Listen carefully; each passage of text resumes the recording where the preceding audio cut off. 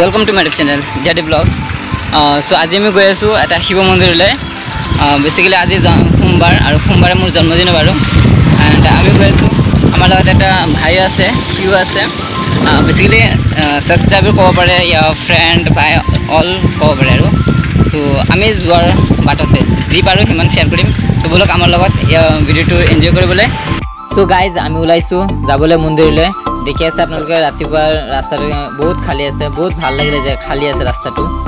So আমি আহি জাৰগাঁও বজাৰত এন্ট্ৰি কৰিম আৰু সো আমি গৈ আছো সাইকেলে। তো আজিৰ কাৰণে আমাৰ এই সাইকেলটো আমাৰ হাৰতি আৰু সো মোৰ লগত এটা ভাই আছে, সি সাইকেলটো চলাই আছে, মই পিছফালে বহি আছো আৰু সেইকাৰণে মোক দেখিবলৈ পোৱা নাই আপোনালোকে।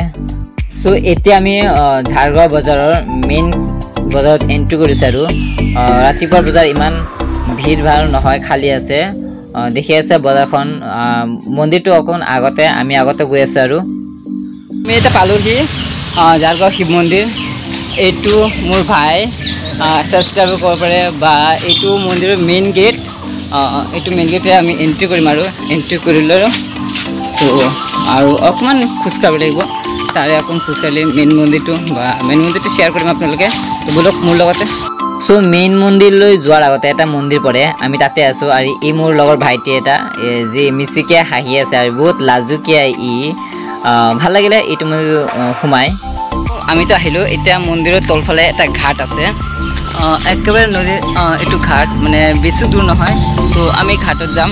ঘাটৰ পৰা অকণমান মানে কি এটা ব্ৰিজ আছে যোনটো আমাৰ জাৰগাঁৱৰ পৰা টাউনলৈ যায় বা জাগিৰোডলৈ যায়, এইটো ৰুটত এটা ব্ৰিজ আছে। তো তাতে ৰাতিপুৱা দেখিবলৈ ভিউজটো বহুত ভাল লাগে। সো মোৰ ভাল লাগিল কাৰণে আপোনালোকে শ্বেয়াৰ কৰিলোঁ। আৰু অকণমান তলত আহিব লাগে বাট ন' টেনশ্যন, বৰষুণৰ কাৰণে জেগাটো অকণ পিছলীয়া হৈ আছে, বহুত সাৱধানে আহিব লাগে। সো এইটো যে ব্ৰিজখন দেখিছে, এই ব্ৰিজখন টাৰ্ণিংটো কৰে ঝাৰগাঁও টু জাগিৰোড বা নগাঁও আদাৰ অফ চিটিজ।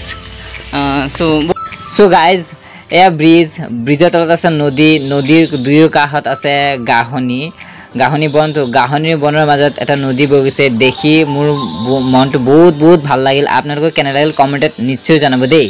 তলত আহিলোঁ, তলত অহাৰ কাৰণে আমি এতিয়া ওপৰত যাম, যিটো মেইন ৰাস্তাটো আছে তাত যাম আমি। এতিয়া তলৰ পৰা ওপৰত যাম। সো নদীত ইমান পানী নাই, যিহেতু মানুহে এইবাৰ ধানো কাটি আছে, সেইফালে দূৰত দেখি আছে চাগে। এয়া ব্ৰিজৰ তলত মানুহবিলাকে ধান কাটি আছে, নতুন ধান উঠিছে এতিয়া, নহ'লে পানীয়ে ধৰিব আকৌ, সেইকাৰণে সোনকালে ধানবিলাক কাটি আছে। মোৰ লগত আহিছে কাৰণে সি একো ক'ব পৰা নাছিলে, তো মই ক'লো তাক কিবা ক'ব কাৰণে। সো সি আপোনালোকক কিবা শ্বেয়াৰ কৰিব। তো বলক তাৰ পৰা শুনি লওক কি কয় বা।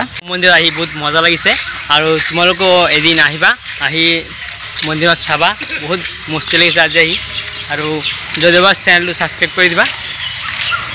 তো এয়াৰ কথা শুনিলে বা কোনো যদি দৰ্শনতে আহিব বিচাৰে অলডেজ খোলা থাকে মন্দিৰটো, একদম মেইন ৰোডৰ কাষতে আছে মন্দিৰটো। বেনাৰ লগোৱা চেনেল আছে পিটুছ ব্লগ, লিংকটো থাকিব। তাৰো এটা চেনেল আছে পিটুছ ব্লগ, মই ডিছক্ৰিপশ্যনত তাৰ লিংকটো দি দিম।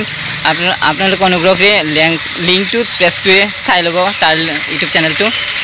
সো গাইজ এইটো হ'ল মেইন মন্দিৰৰ চত্বৰ, প্ৰসাদ বিতৰণি হৈ আছে। আমি আহি উপাসনাটো নাপালোঁ, বাট যি হওক ন কিয় এয়া হ'ল পাৰ চৰাই। মন্দিৰৰ চব চুকে কোণে পাৰ চৰাই আছে, বহুত পাৰ চৰাই আছে এই মন্দিৰটোত। আৰু এইটো হ'ল মন্দিৰৰ মেইন স্থান, মেইন মন্দিৰ।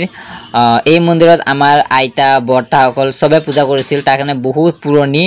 ৰাতিপুৱা আহি সেৱা এটা জনালোঁ, মনটো বহুত শান্তি লাগিল, বহুত ভাল লাগিল। আপোনালোকক কেনে লাগিল কমেণ্টত নিশ্চয় ক'ব।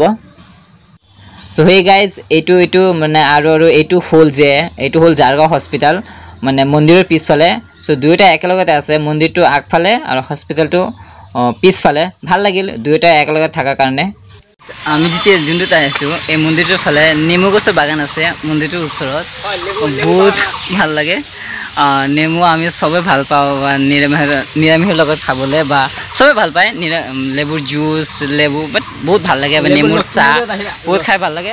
বাট বহুত নেমু গছ আছে ইয়াতে, মানে সৰু চাই এটা বাগান বনাইছে আৰু কমিটিয়ে, যাতে কমিটিসকলে এই বাগানৰ পৰা নেমু উৎপাদন কৰি কিবা এটা কামত লগাব পাৰে, সেই আশাৰে নেমু বাগানটো বনাইছে। আৰু আহিলোঁ ৰাতিপুৱা মন্দিৰ দৰ্শন কৰিলোঁ, বহুত ভাল লাগিল। আপোনালোকে কেনে লাগিল ভিডিঅ'টো প্লিজ কমেণ্টত ক'ব, যাতে আপোনালোকে কমেণ্ট কৰি মোৰ হেল্পফুল হয় আপোনালোকলৈ মন্তব্যটো আগবঢ়াবলৈ। এতিয়া আমি ঘৰলৈ যাম আৰু মোৰ লগত এও আছে এও যাব এও মোৰ লগত আহিছিলে ৰাতিপুৱা চ' আজিলৈকে বাছ ইমানে